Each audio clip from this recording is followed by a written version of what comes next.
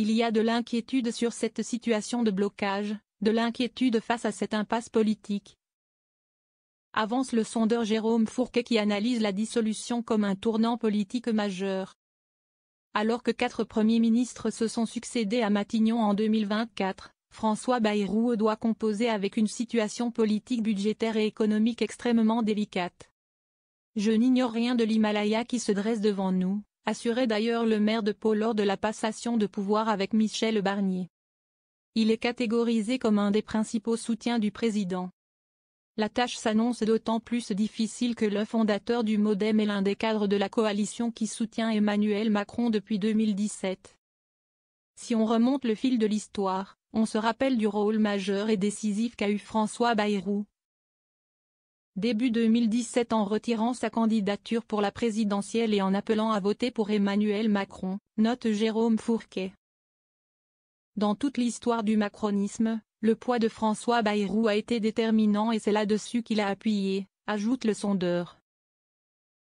Malgré cela, le nouveau Premier ministre espère pouvoir, à l'issue des consultations qu'il mène à Matignon à partir de ce lundi, obtenir un accord de non-censure avec certains groupes de l'Assemblée nationale. Le Rassemblement national et le Parti socialiste ont écarté l'idée d'une censure automatique du nouveau gouvernement. Le PS pose toutefois le non-recours à l'article 49.3 comme préalable. Comme suggéré par le président du groupe centriste au Sénat, Hervé Marseille, celui qui est catégorisé comme un des principaux soutiens du président, devra composer avec la gauche.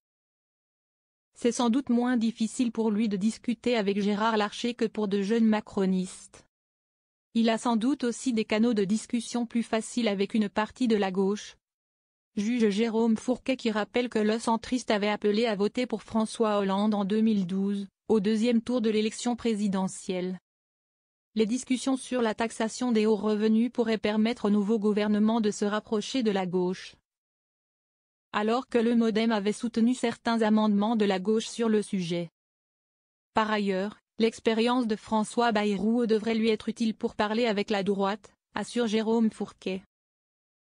C'est sans doute moins difficile pour lui de discuter avec Gérard Larcher que pour de jeunes macronistes, note le sondeur. Historiquement, les relations ont pu être difficiles entre les gouvernements d'Emmanuel Macron et la Chambre haute, représentante des collectivités territoriales.